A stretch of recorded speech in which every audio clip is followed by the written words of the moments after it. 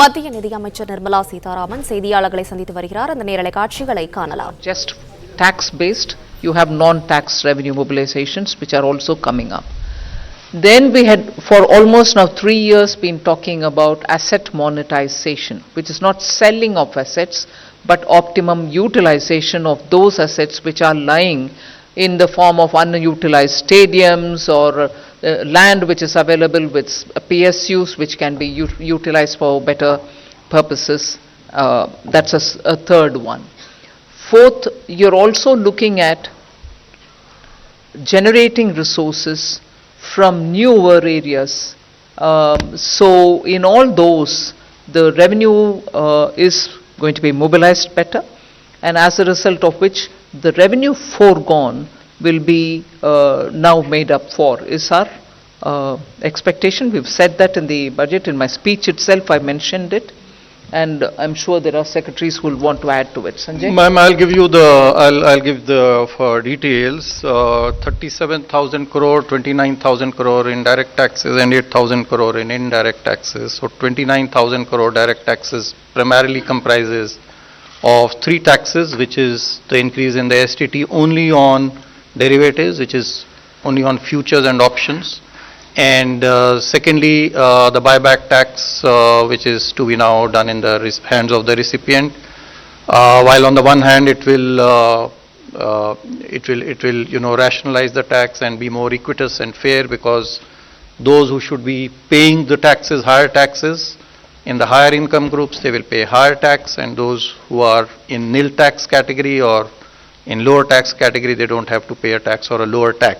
While it does that, at the same time it does bring in some revenue also, about 4,000 crore, and remaining, about 15,000 crore should come, from the capital gains taxes. On the indirect taxes, and then, we are losing, as I said, about 8,000 crore primarily on the reduction in duties, especially in gold. There is a huge reduction from 15% to 6%. And then there is revenue foregone because of the personal income tax rates and the standard deduction being allowed in the new tax regime. 280, please. Backside, please. Give the mic.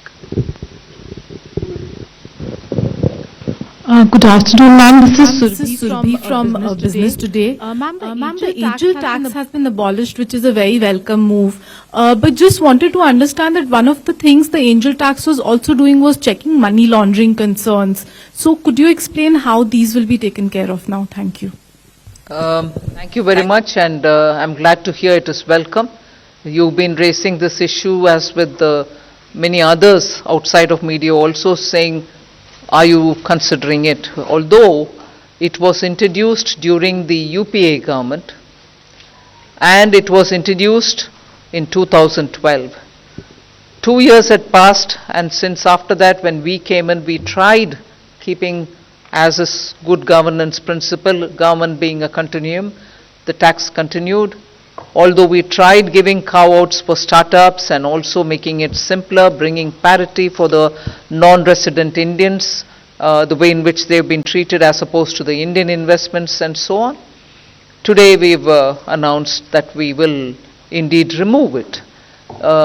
Exactly the details, Sanjay, would you want to elaborate on it? Yes, sure, ma'am. So we should be aware that this is actually a tax measure. It's not really a money laundering issue, but money laundering issue was being tackled through a tax measure. So first of all, I want to clarify that this tax, there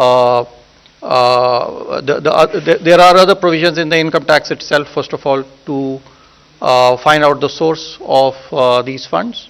Number 2, there is already, the Prevention of Money Laundering Act, which continues to be in existence. So if there is money which is being laundered, money, being paid as a bribe or for use in, other purposes for terrorism, etc., there are enough laws, including the Nyaya Sahita, Bharatiya Nyaya Sahita, and the Prevention of Money Laundering Act to take care of those issues. While on the other hand, now some genuine money for investment actually, there is this deterrent provision no longer exists, while provisions for money laundering remain, and they should be sufficient to cater to it.